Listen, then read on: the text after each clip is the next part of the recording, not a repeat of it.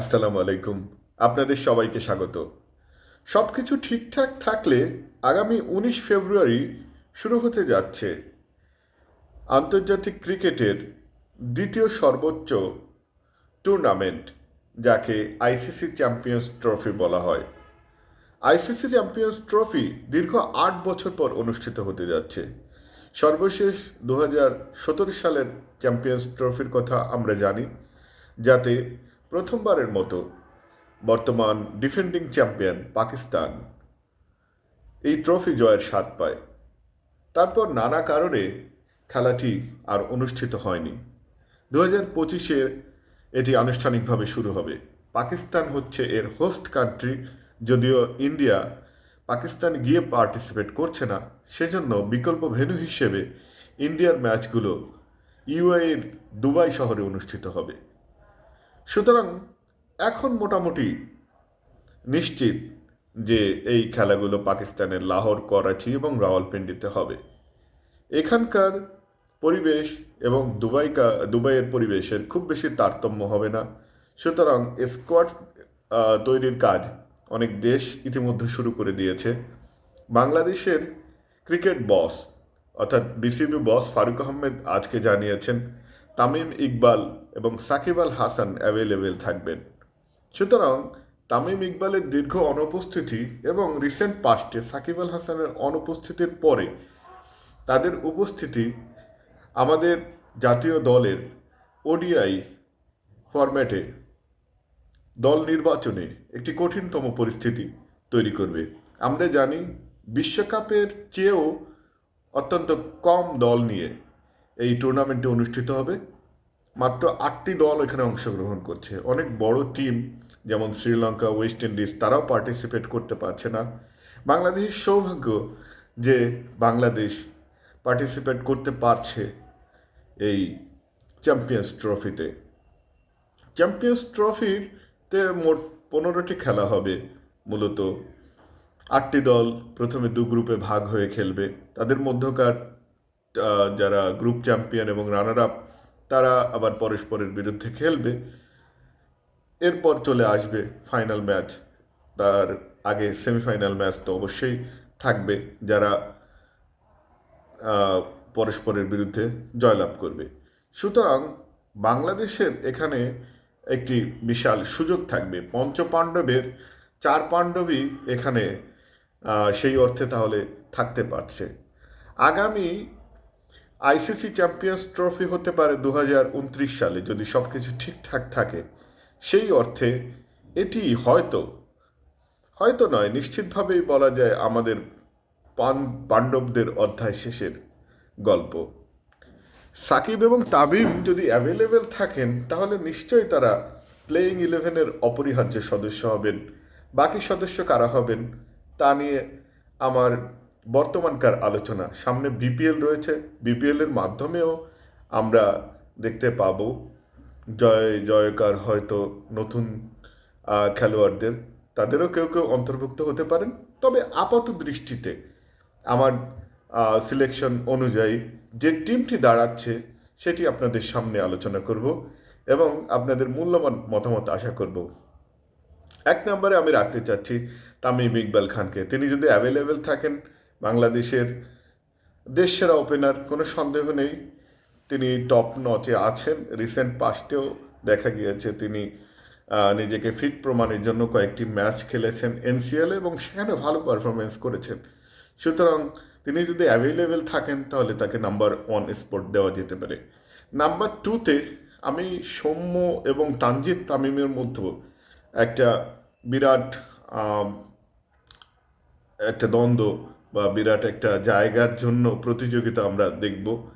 তবে আমি এখানে তানজিদ তামিমকে এগিয়ে রাখতে চাইব, কারণ গত বিশ্বকাপে তানজিদ তামিমকে যেভাবে সুযোগ দেওয়া হয়েছে এবং তার পরবর্তীতেও তানজিদ তামিমকে যেভাবে সুযোগ দেওয়া হচ্ছে, তাতে এই ব্রেকটা তানজিদ তামিমকে পুরোপুরি ব্রেক করে দিতে পারে। Because he is a star in the making.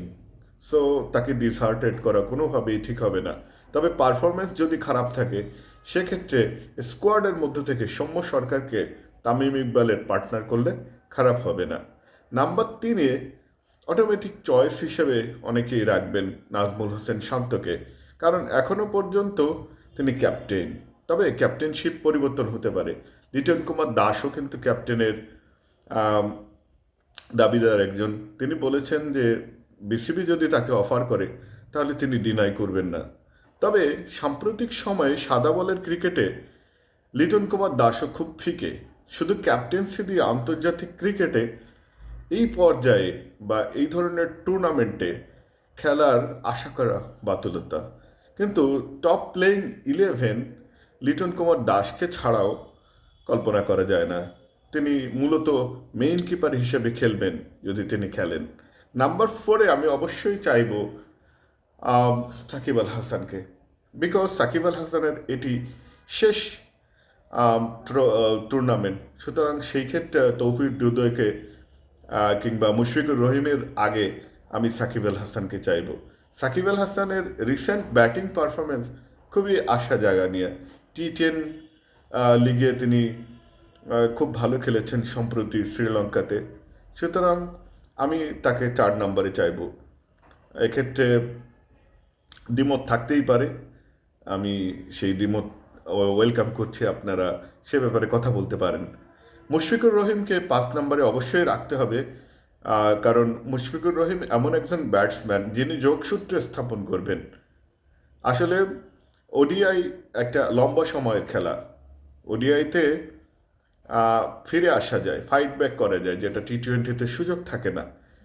Bangladesh recently টি20-তে white wash করেছে ওয়েস্ট ইন্ডিজকে, কিন্তু ওডিআইতে হোয়াইট ওয়াশ হয়েছে। এটি একটি ভেরি মাচ অ্যালার্মিং ইস্যু এবং সাম্প্রতিক সময়ে অর্থাৎ অদূর ভবিষ্যতেই বিপিএল শুরু হয়ে যাচ্ছে, যাও একটি টি20 ফরম্যাট। সুতরাং সব মিলিয়ে বলা যায় যে বাংলাদেশের ওভারঅল প্রস্তুতি কিন্তু এখনও টি20 কেন্দ্রিক। কিন্তু মুশফিকুর রহিম বা মাহমুদুল্লাহ রিয়াদ এরা কিন্তু ওডিআই এর জন্য মূলত তাদেরকে রেডি করেছেন। সুতরাং তাদেরকে আমার মনে হয় না টপ প্লেয়িং 11 থেকে কোনোভাবেই বাদ দেওয়া যাবে। আমাদের এই এশিয়ান কন্ডিশনে আমি জাকের আলী অনেককে অবশ্যই রাখবো, কারণ টিমের সপ্তম ব্যাটসম্যান অবশ্যই দরকার হবে, একজন ফিনিশার অবশ্যই দরকার। আর জাকের আলী অনেকের সাম্প্রতিক পারফরমেন্স কোনোভাবেই আপনাকে তার বাইরে চিন্তা করতে দিবে না। সুতরাং এই টপ 7জন ব্যাটসম্যানকে নিয়ে আমার এই টিম, যেখানে সৌম্যকে আমি অপ্ট আউট রাখতেছি, তিনি স্কোয়াডের মধ্যে থাকবেন তানজিদ তামিমের বিকল্প হিসেবে। তবে তানজিদ তামিম যদি ফর্মে না থাকেন সেক্ষেত্রে Soumya Sarkar would be the perfect choice. বোলিংয়ের দিক থেকে আমি বলবো মেহেদী হাসান মিরাজ তিনি থাকবেন, কারণ মেহেদী হাসান মিরাজ ওডিআইতে সাম্প্রতিক সময়ে ওয়ান অফ দ্য বেস্ট এবং সাকিব আল হাসানের সাথে বোলিং জুটিতে তিনি কার্যকরী হবেন বলে আশা রাখি। অন্যদিকে 4জন পেসার বাংলাদেশ অনায়াসে খেলাতে পারে, কারণ বাংলাদেশের হাতে এই মুহূর্তে পেসার নামক অস্ত্রের সংখ্যা অনেক অনেক বেশি। সেক্ষেত্রে তাসকিন মুস্তাফিজ 2জন পরীক্ষিত, সুতরাং 8 এবং 9 নম্বর স্লট তাদের। মেহেদী হাসান মিরাজের কথা বলেছি 10 নম্বর, সেক্ষেত্রে হয়ে গেল। নাহিদ রানাকে আমি চাইব।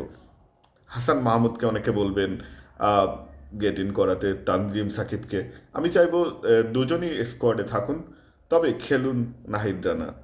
কারণ রাওয়ালপিন্ডি কিংবা লাহোরের পিচগুলোতে তার বোলিং যে কার্যকরী হবে তার প্রমাণ কিন্তু তিনি ইতিমধ্যে দিয়েছেন। সৌম্য সরকার এবং তৌহিদ হৃদয় তো স্কোয়াডে থাকবেন। এই হচ্ছে টপ 15। স্পেশাল মেনশন আমি বলবো ইবাদত হোসেন কিংবা শরীফুল ইসলাম। তারা ইবাদত হোসেন দীর্ঘদিন খেলেননি, আর শরীফুল ইসলামের পারফরমেন্স এখন কিছুটা আন্ডার কোশ্চেন। সুতরাং তারা ডিজার্ভ করেন, but they will have to prove a lot to be in the team. অন্যদিকে স্পেশাল মেনশনের বাইরে আমরা যাদেরকে আনলাকি বলবো তারা হচ্ছে নাসুম আহমেদ, তিনি লিমিটেড ওভারের ক্রিকেটে খুব বেশি সুযোগ পাননি। রিশাদ হোসেন, যদিও তিনি প্রত্যেক ম্যাচেই এখন উইকেট পাচ্ছেন, কিন্তু একজন লেগ স্পিনারের লাক্সারি বহন করার মতো ক্যাপাসিটি বাংলাদেশ দলের এই মুহূর্তে আছে কিনা সেটি অবশ্যই কোশ্চেনের দাবিদার। এবং শেখ মাহাদি তিনি ওডিআইয়ের জন্য সেই অর্থে বিবেচিত হবেন না, সুতরাং আমরা তাদেরকে আনলাকি বলবো। এই হচ্ছে আমার বর্তমান সিলেকশন। অনেক কিছু চেঞ্জ হতে পারে in the coming 2 months, but I think বাংলাদেশের এখনই নজর দেওয়া উচিত এই ব্যাপারটাতে। এখনও কোনো মেজর ট্রফি বাংলাদেশ জেতেনি। বাংলাদেশকে আমরা বলছি না যে এবারই আমাদের চ্যাম্পিয়ন্স ট্রফি ঘরে আনতে হবে, তবে একটা চমৎকার সুযোগ রয়েছে। পঞ্চপাণ্ডবের মধ্যে 4 পাণ্ডবের সর্বশেষ আন্তর্জাতিক টুর্নামেন্ট এটি হতে পারে। সর্বশেষ আন্তর্জাতিক টুর্নামেন্টে তারা যদি দেশকে কোনো কিছু উপহার দিয়ে যেতে পারেন, কিংবা সমস্ত ক্রিকেটাররা মিলে তাদেরকে একটা ট্রিবিউট দেন, বাংলাদেশের ক্রিকেটের 25 বছর পূর্তি, টেস্ট ক্রিকেটের অর্থাৎ এলিট ঘরানার ক্রিকেটের 25 বছর পূর্তিতে যদি আমরা একটা উপহার পাই, সেটি মন্দ হবে না। আপনাদের সবার মতামত আশা করছি। ধন্যবাদ সাথে থাকার জন্য। আসসালামু আলাইকুম।